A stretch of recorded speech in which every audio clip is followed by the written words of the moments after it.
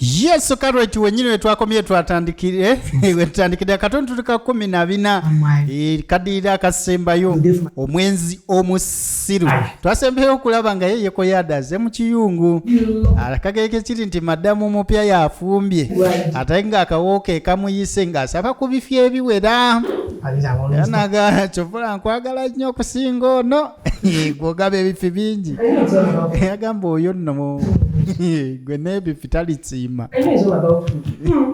gwe chimu bibiri food they get enough energy to work. Namuga nemwe temumanyinge mumpe mere nyingi nebifinga bingi mfuna amanyi mangi okugoba ababbi abangi wano ali embere yogoge wabula yanguwa mpitamu nga sinajjako kifuka genda gwe nembutufu ateeka birungi fiona birungi neyeko ya Adamu katugitandike bye twasembyeyo kulaba kati wanawe jidi ng'omukulu taata ali mu kulya naye aba ali mu kulya emmere nekambaggamu wandika ogambe nti maama yabirootako bino era yaloota ng'anywa ku mazzi munnange nga biganye omukulu gambe emmere erimu obutwa osobola okugirya mukamwa neyitawo bulungi naye tuuke mu buyenda kubanga enabulyako ddi nange bye nasoma baba nyabo wowe bebe hani mubisi gwa mbwa mubisi gwa nkimanga taliyo wowe kagenda bino si birooto bino byaddala labayo la Monica omutuufu ayi mama mubisi gwa mbwa mubisi gwa njiki mubisi gwa asikondoka Monica musanyufu die well fabulungi mukwano can feed your body to the bone mubiri gonguwe ku nsega yes die well so that women can rest tuyamba ofe abakazi bafune eddembe ladies and gentlemen bino si birooto bya maama byaddala Monica yatega mwana mulenzi obutwa mu byokulya oza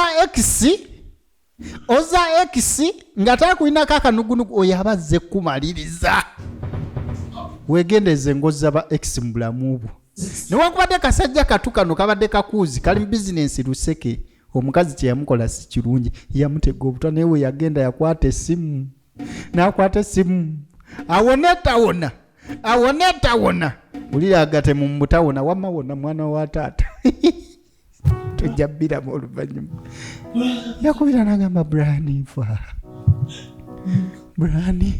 obulamu bugenda Brani bambi yanguwa onyanguyire Brian yamuweleza ka message ku WhatsApp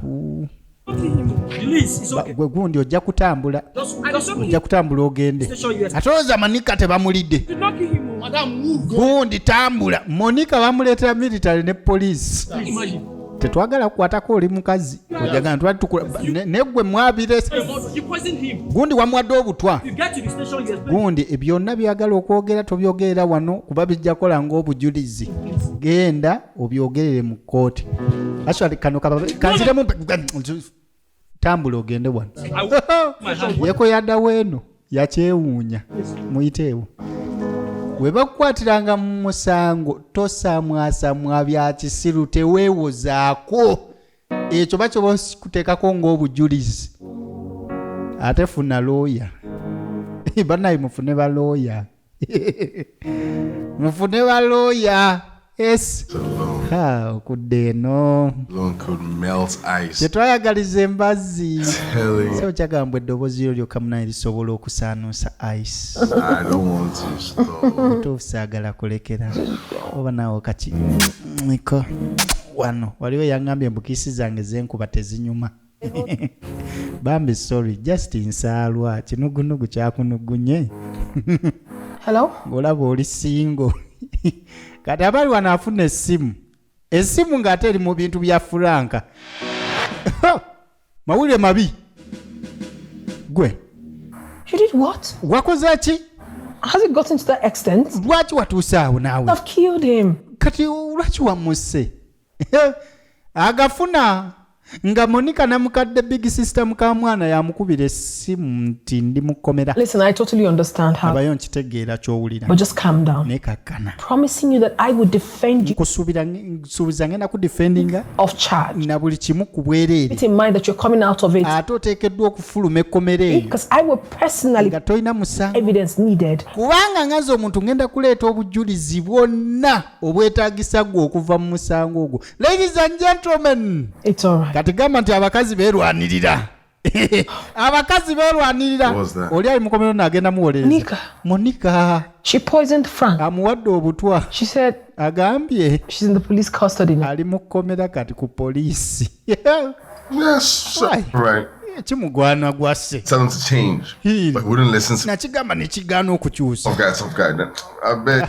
Tumuveeko naawe Frank atolowooza X tavudde mu kkubo lyaffe. I could feed you cucumber all night. Soko feelinga kukumba ne bannaye nedda abanajeriya bamuyita cucumber. Mbu kukumba. Bakalyeko bonna. Bino bikolebwa ng'omukwano muto obanga wakkiriza okwetonda n'okudda wansi n'okukakana. I've killed my son. Mama yakaaba. I've killed my son. Mama yakaaba. I want your friend. Frank! Frank, where are you? Afudde ogwokubiri. Where are you, Frank? Oliwo mwana wange. Mwana wange. Calling you. Ne mama wamwe kamubalekere. Frank! Frank, where are you? Frank, come! Come! Your body's calling you! Come! Hey! Hey! I will get to the root of this. Trust me. Look, the man is Frank. He's in police custody. Yes. Yagamba naye yasse Frank ali mu police custody nze ngenda mukwatako agenda vunira mu kkomera. Yamubuuza ekyo kigenda muzza. Rubbish that girl. Mama oyo ajja kuba nga kasasiro. Frank, where are you? Agambye amaziga ga nnyammwe kanga baleke. Ozika wayogedde ofudde nga njawuza. Ofiya mujawuza. Leave Monica to me. Rubbish her. Stop crying. Ondekedde omugugu wamagugwo. Mama, as I speak to you, they are taking her to court tomorrow. Ze nyammwe yantama. It's not rubbish her. Mama enkya tugenda mu kooti. Tugende enkya. Let me say to my own that beast that killed my son. Tugende ndaba ogusirwa ogwo nga guvundira mu kkomera ogwasse mutabani wange. Maama mbu mutabani amulumye. Ne yafa dda. Kati agenda kuddamu amusimira entaana. Kudda mu kooti. My lord, Basi. permit me to make it clear to this honorable court. Akubanja. Prince, Mr. Frank Chukwu is nothing but a nuisance to the society, and his death will be a big relief. Yagamba oyo ayikitagasa mu society waafa kiba kituyamba. Barrister Dimma Bampita Benson lawyer was also Nakide Viola. of the culprit. Nange kennyini oyo abinkola. Frank. Oyo nga yayita Frank. Objection, my lord. Mbeeko kyenjogera. Objection overruled. Bitoyasama sirika. Thank you, my lord. Genda maaso gwe wamma. The culprit, Mr. Frank Chukwu, Oyo Frank got me pregnant, yanfunisa olubuto. squandered my money and ran away. N'abba sente zange And n'agenda. afterwards, Ebyo byonna came back to fake his death. n'adda n'afeesinga obulamu bwe mbu yafa. Mr. Brian. Mr. Brian even brought me a news Oyo Brian yandeeta amawulire where I read his death. nga nsoma nti oli yafa mugenzi. Yet another evidence, my lord. Nina n'obujulizi Mr. obulala. Brian came to my house with Oyo ajja n'andeetera affidaviti enabled him have access ng'agamba mbuno Frank's bank account. emuwa olukusa ku bank account za Frank mbu era yamulekera obusika n'obwo obujulizi mbuyina. That is the second. Ebyo bwakubiri. Still another evidence. Obwokusatu Objection. omulamuzi mbeeko kyenjogera. Yes. Ono ali mu kulumiriza bitaliiyo. Objection overruled. Toyasama ggwe. Mr. Rosley. Wamma Rose genda mu maaso. Thank you, my lord. I have a video Nina video where I recorded gye narekodinga crying nga ngenze mu and kyalo. that the son was dead. Maama She even took me to the grave. ng'akabira mutabani we n'atwala ne ku malaalo ge mbu mufu. Permit me to tender all these evidences before the honorable. Nzikiriza obujulizi bwonna mbukuwe mukama wange. Obujulizi bullet. Kati wuliriza omulimu gwa lawyer. Police kote yatuula eggaba. Yanyiiza abantu. Muwulire ebibuuzo bye babuuza abantu ebyo ebiba mu kooti. Banaye ojja ogendeko mu kooti. Kooti etama, kooti eruma. Binyiiza. Naye ono yawa obujulizi n'agamba nze kennyini ndi victim. Oyo afudde kimugwana. Having seen all these evidences, my lord, Yagamba oluvannyuma lw'okulaba obujulizi buno bwonna. Frank Chuku died on the 20th March this year. So I put it to this honorable court that my client, Miss Monica Ozo, killed a ghost and not a human. It's my case. Bas. Having gone through the evidence said by Agambye counsel, okusinziira ku bujulizi obwo oli yafa March. Kati gwe basse olunaku olwaleero tebasse muntu basse muzimu. before this honorable court, Omulamuzi n'alamula n'agamba I am convinced beyond reasonable doubt nkakasizza that nti nno Miss Monica Ozo Monica gwe yasse killed a ghost, yasse not a muzimu human being. so si muntu. She is hereby discharged and acquitted. Kati ateebwe. And Mr. Brian Kati Brian Mukwe and Mrs. Olivia Chuku ne nnyina are hereby bonna sentenced to 5 years imprisonment, respectively. basi. Abating more. Omulamuzi yakawaŋŋamula n'agamba oli okusinziira ku bujulizi obuliwo oli olwedde yali yafa dda kati teyasse muntu yasse muzimu. Owulidde? Ate bali basibiddwa. Can you imagine that the fool was denied in court? Okimanyi omusiru The one that brought the newspaper adde yeegaana musiye yaleeta amawulire affidavit that has a signature. ne affidavit musiiye Because I present, kyokka nga kuliko signature yenze nabiwaddeyo mu kooti they ng'obujulizi. never knew I was that smart. Abadde tamanyi nti ndi mugezi. You know, my instincts. Statistics zaali ziŋŋamba. It is, my darling. At some point, he told me to start keeping records. Nti noba ntandika okuuma obujulizi obwo. So the day the mom took me to Frank's grave, Kati nnyina we yantwala ku malaalo because I g'omugezi. was able to secure judgment for my Butuufu nalikodinga. Brian and Frank's mother. Kati Brian ne Franka nnyina bwa nnyina bali mu kkomera. My super attorney. Baasi ono lawyer mulaba edduka. Very smart lawyer. Oli mugezi. Just a smart lady, which you are. Banaye toli mugezi nga mukyala. You inspire me. Naye mutuufu ompa amaanyi onzizaamu amaanyi. Kati ono aba ali wano bino bye twalabira ddala nga firimu yaffe etandika. After bino byonna ono aba ali ku mulimu kwe kulaba nga ono amwegwaniza patience tumwekwase. The angel. Ava mu bwenzi yamugwako bugwe kifuyifuyi teyamanya. Oli ekisiwe. Don't even come Tonsemberera. see you. I don't want you. Yamugamba saga akuddamu kulaba. I can't believe this is what you do. Kubanga sobola kikiza nti bino byokole mabega wange ongamba mbonjaga kumbonya endako. You're supposed to love me. I'm your sugar. What do you mean sugar? Ndi sugar bikiyo angezo muyita sugar nga akyabiwulira eby'obuwomi bwa sugar. Please, I'm deeply sorry. Yamugamba munayisonyiwa. But come on, honey. I mean, not being Ndi muntu. of trash. Siri kasasiro. Calling your number all day. Mutufu nkubidde olunaku lwonna nga toliiko. So it's my fault. Kogwe kati nsobi yange. It's your- Nedda sigamba nti nsobi. Come on. Nerabayo. I'm sorry, it would happen again. I just Tekijja kuddamu kubaawo. quench my taste. Just mbadde njagala kugira akaninkini kabadde katujjira. Hold it together. Kogwe tobadde tosobola kuholdinga kaninkiniko kaninde. You couldn't wait. Tobadde tosobola kulinda ssebo. Tell me how I can't live without you. Wamwagamba sisobola kubeerawo nga toliiwo kati That's what you're doing. Just ng'ebyo byokola got you. ng'ebyo byokola nkutte. Be saying please. Babe, it's happen again. Tekijja kuddamu nkakasa ntya. Don't even come.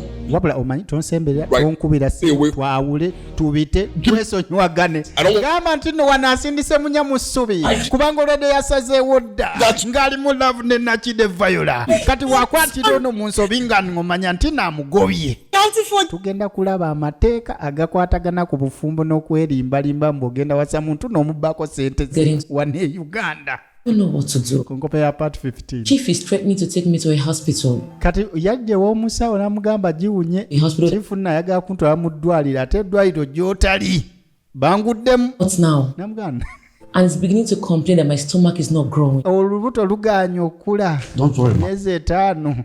Aibuza ntumbi storage. Let me think of what to do. Namuga kale kanchiroozeeko twaye kyokkola. Back to you. So you need to. Sente zandiza omuzigo. I don't want to lose my mind. Butufu saagala luzinga musajja wange. I understand. Kitegeera. I'll get back to you, man. Nja kuddamu bire tujja kikwasaganya teweeraliikirira. Olubuto oluganya okula ebbanga liwezi. Okudda eno. Tonight. Olunaku olwaleero. Toast. Tunywemu. Kulwa. We was going to shoot out like greatness. Tunywemu kulwa obuwanguzi. That's turning about time. Yes. What thing? Greatest, the goats. You are the goat. So that you are a man. Okimanyi oli me. What's that? Kyekyo. Me eba goat. Greatest of all time. Kigwayo nti greatest of all times. You know. Owulidde amakulu g'embuzi gwe. You're a goat. You're a man. Oba goat ng'oli me. It means goat. G-O-A-T. Greatest of all time. Word. Okategedde ako katandika okuyita mukazi wo. That's why you're baby oli mbuzi. Ndowooza nange ndekerawo nalongo atandika okunvuma. Salongo oli mbuzi. Nga nawe nalongo oli mbuzi. You are the greatest of all time. Naye Mukama Katonda wange. Oh, babes, you know, right now I am tokikola. Tujja vaawo bubi. Rest now, honestly. Bambi. I've been vindicated and my baby. Bambi. Rest in peace. Mukazi watu yakakana. Gamba n'omwana umule mirembe. Kati omutima gwe gukakanye. Resting in hell as well. N'omusiru oyo abeere mu geyeena mirembe. Dealt with a riffraff, but a woman of substance. Bas. Congratulations once again.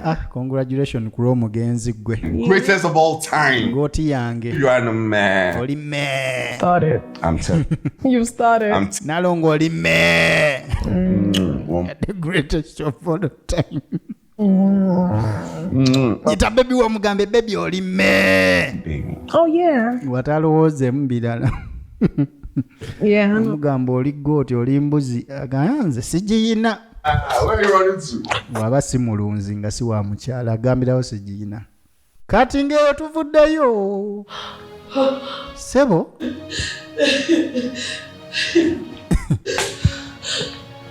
Gwe. What is on? Never naye Katemba ali mu nnyumba eno. Honey, why are you crying? Baby, lwaki okaaba? Mbu atuhaire Juliani. Ali mu miranga. Laba amagulu ge. Baby, kiki? What is it? Buzibu ki baby? It's okay, stop crying. Come on. Kale kiri okerekerawo ka. It's okay, talk to me. Labayo. Yogera nange buzibu ki? You need to change your car. Tukyuse motoka. If you want to change your car, tell me. Woba oyagala kyusa motoka ngamba bugambi tufune empya. Labayo. All right, son. What do you want? Baby, oyagala ki ekituufu? I will buy it for you. Yakigula kabeere nga mwana yayoyezza. Fa bamanyi tumanye ekigenda mu maaso. Stop crying now. Tekerawo okaaba. Babe musajja atwali konsana. Agenda okwetegereza bwa nga musaayi ogw'enkoko. Sorry, yetamanyi. Nga musaayi agwamu amaanyi. Aganedda. Why this at this time? Why? Atuhaire Juliani amusimbye amusibye essanvu mbusebe olubuto oli mu kuva bebi yangu atuveewo tugende mangu ngo tutaasa omwana waffe aleme kulukuta yenna kuggwayo. It's okay, stop crying. Stop. Actually, miscarriage kintu kiruma. Kintu si kirungi kubanga oba n'essuubi lyo. Hello, who is that? Eryokubuusa omwana ate bambi olubuto ne luvaamu. Tusabire bamaama bonna abafuna miscarriages. Katonda abataase. Your wife had a miscarriage. Amugamba naye mukazi wo olubuto oluvuddemu bagenda ku musawo omukyamu. To women that is stressed up. Munaye ekyo kibaawo ku bakazi abali stressed up. Doctor, that is Doctor olimba. Possible. She doesn't do anything. Oyo wange talina stress yonna takakaalukana. I have servants that does all. Nina abakozi abakola buli mulimu. I have a gate man. Nina gate man. Nina afumba emmere. Why be this? Oyo talina kyakwa kati stress nga zivuddewo eziggyemu olubuto. Nedda. Dr. Biko. Doctor naawe. Are you sure you checked? Oli sure kubyogedde oli mu nsuwa oba? This is my profession. Naye guno mulimu gwange. I checked her very. Nchekinze bulungi olubuto olubaddemu ne luvaamu. I will advise. Kati nkuwa amagezi. Next time, omulundi omulala when she takes in, omutesitingenga you need to do proper checkup on her. tukole check-up buli kadde. The same time, n'ekiro I will place her on a medication. nja kumuteeka ku ddagala erinaamuwonya kireme kuddamu kubaawo Such a thing never happens. oba ne wanaddamu okuba ne stress teruveemu simanyi Why? ne lwaki Why is all these things happening to me? mukama lwaki bino byonna bituuka ku nze lwaki From one calamity to another. ekibi ku kibi bannanga I lost my daughter. naluzinga muwala wange Having her hair is low. kati mbadde ngenda funa omusika omulala God, please forgive. nedda mukama Forgive me. onsonyiwe taata I blame myself for all this. kale nenenya ku bino byonna bye nakola gunsinga Killed my daughter, and now everything about me is in eh? baaba chifu yagakaaba naye nga I understand your predicament. bamulimu Understand? You don't. You don't understand. olusoga luba lulina ovaayo nze nkubuulira You are a man anyamudimu munyamunya aba amulyamu buli lukwe that make this to come. omugaba munaate kijja kuddamu kuba Available one for you. ojja funa omukazi ajja kuddamu afuna olubuto olulungi ne wanywa kwete tebijja kukola muneesonyiwe besti Where's Jennifer? yamubuuza tumwekwasa I didn't tell you she was traveling. teyagambye nti yatambuddemu Jennifer has traveled out of the country to do her naye yafulumye eggwanga yagenze kumaliriza misomo So that's her solution. era eyo ye solution I mean, she just runs away. ku byonna byekisulu bye yakoze yatambudde butambu Saying that she loves me, that she can't. nangamba munanjagala kumba ndi mukunyendako ayina omusajja omulala I saw. kati abadde amwagala oba abadde ayagala vayo bannange mulimu n'ebintu katonda byatuteera ku mmeeza nga tulina kujaganya ex waagenze katonda yakirabye edda temuyina lugendo kyokka oliawo olumwa mutwe oyinza n'okudda mu kyaki mukama nkwegayiridde ekisimujje mbadde mwagala katonda gala baddole yange eno mutei. The more reason why she left the country to go do her masters. Naye yagenze kola masters ye. Peak. She's in London. Ali mu London kati wetwogerera. Jennifer is ashamed of facing you. Munaye aswala ku bye yakoze. Alex. Bambi. So sorry. You need to forgive her. Kibi nnyo ne musonyiwe. And if you call her, she will be glad you. Wona mukubira ajja kuba musanyufu. Ani okubira ki? Gwe mugezi. She cheated on me once. Yanchitize kate mukubire mugambe kibuno ki. She's going to hate. Taganjula kaningi nikataganjulemu. Why would tell her? Zogamba apujjako embu. I'm not calling anybody. Sina gwe ngenda kukubira. Naye gwe. Please, Alex. Mna Alex. Down. Bambi kakkana. Please, just calm down. I know it hurts. Kakkana kimanyi biruma naye. You have to calm down. Kakkana omusonyiwe. Please. Mukazi wattu bambi. Negwe omusajja okusonyiwa omukazi ayenze. Kintu kikubeeramu. Hello, Austin. Why Austin? I've been trying your number now. Ngezaako okunoonya nenga sikufuna kati akubidde ex we. You know Chief has been arrested by the EFC. Okimanyi Chief bamukutte. We need to act fast and smart. Twanguwe mangu ddala. Yes. Kukigenda maaso. Let's sell off his properties. Tutunde ebyobugagga bye. Before his family members. Nga family members be tebannaba kutuyingira neraba omusege guno. Percentage. Oyagala percentage. Look, stop talking about percentage. Okundi nawe soko vemu bya percentage. We sell the properties. Soko fune agent tutunde properties. Let's be fast, please. Tubeere bangu nno omusajja ayinza okwegirawo. Ne batamusakala bano. I'll be waiting. Bano oyinza ogamba baagusaze dda omusango gwa Chief. Atuhaire Julian takyusangamu ku ndowooza ya byabugagga. Chief tamwagala bya love, no? Omwagalako byabugagga. I called both of you here. Kati okudde eno mu faamu y'abano. Because one of our biggest yagamba mbayise mmwe clients, kubanga omu ku baklients baffe abakulu, a good friend of mine, ate mukwano gwange oli Chief Wire in the custody of EFCC. Saawa zino twogerera mu custody ya ECC. The man has done enough in my life. Yakoze kinene nnyo mu bulamu bwange. Because of that man, kati kuli oyo omusajja I'm still here as a job. Ensonga lwaki faamu yaffe ekyaliwo. Good turn deserves another. Omuntu akola ekirungi kisaana omuddiza ekirungi. Both of you. Kati mbayise mmwe. As smart lawyers. Kubanga mmwe muli ba smart lawyers, muli bagezi, mugende mulwanirire. But naye Alex, gwe Jebbi Kalanda, I want you to present this chamber. Njagala gwogende olinnye mu musango guno to presenting. I know you are smart. Nchimanyi oli mugezi. I'm counting on you. Nkubaliddeko. Because I know that you handle. Kubanga nchimanyi okoze ebyamaanyi binene wano mu faamu yaffe. That brought enough money. Era oleze sente ezigumidde misango mingi gy'owangudde nga looya. Munnaye nsanyuse nnyo okubanga ekitiibwa ekyo kimpadde. Tuwuli omusango gwa ddi? Enkya eggaba ku ssaawa 5. Kati kooti y'abantu eri ggaba. Kooti y'abantu kati yazze eggaba. Kati yajja n'anyumizaako namugamba ku Monday tugenda ggaba ngenda ku defending omuntu omu ku kooti. What a coincidence. Kisoboka kitya? I also have a court defender. Okimanyi nange nina owoku defendinga mu faamu yaffe. It's a fraud. Jukira bano bonna balooya ne faamu zizanjawulo. Ne ladies and gentlemen, twogera ku muntu gwe bagenda okudefendinga n'okuvunaana nga ye taata w'ono omuwala ate nga nga ye sazaala w'ono omulenzi.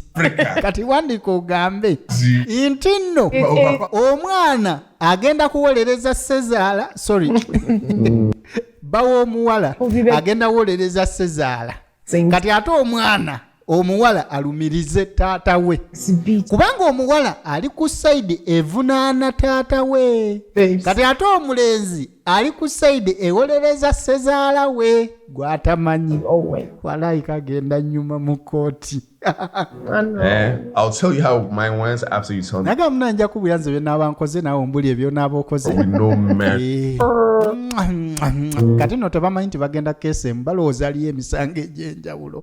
Kumbe omusango gwe gumu omu agenda kubeera against the other. Hello? Ekisembayo tukitandi nyinimu waata basebe ebikere byatembye eddenju. Ekya 15 kye tugenda okugendako kati wekikyafumye edda ku video JoshK Films official so nga ate wekiggwera nkusuubiza besti ngenda kuwa ku mateeka gaffe ag'e Uganda agasobola okutaasa oba gannyonnyola ensonga zino ez'okubeera muri mu laavu omuyaya akufeekinze akulimbye mbu agenda kuwasa akukudde ssente zo omuvunaana otya amateeka gamukwatira wa. It's me boy video JoshK. Salongo, a video of mobile device created by both you and me. I love you, my bestie. Bestie. Komba tojina oba tojina njogera ku t-shirt n'enkofiira ya video JoshK.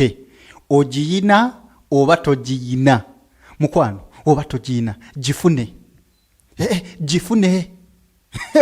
Alright, bestie munange gwali eyo ate ng'oyagala okubeera VJ JoshK bestie oba top bestie yoyo aina top besties combat mukwano okugamba nti no t-shirt weziri n'enkofiira weziri.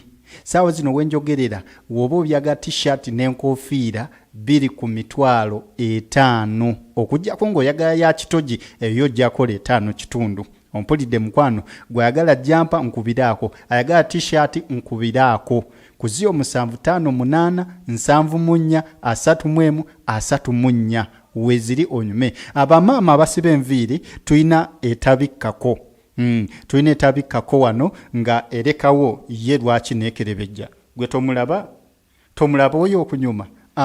Tuyina ezo bwezityo so bangi abazze bagula t-shirt zino. T-shirt zino mbawa brandi enkolemu oba brandi eyakolamu si bulandi bulandi kakole t-shirt nga nawe ogenda jambala bagambe nti ya beeyi okategedde. So bestie ku 0758 741 eyendyetaaze t-shirt oba combat ya video JoshK. Waliwo n'akantu kaffe nina kaadi gyembawa kaadi y'obwa bestie eyo kaadi gyenkuweerako gwaguze full combat. Kaadi eyo ejja kukusobozesa okufuna offers ku businesses z'ennanga katugeze nina essomero ly'ennanga wotwalayo kaadi eyo balina okuwa basale ku lwa VJ JoshK. Okategedde see you. Ayagala t-shirt mukwano gifune enkofiira weziri mu style zonna. JoshK katolekera ate firimu yaffe lwaki nedda.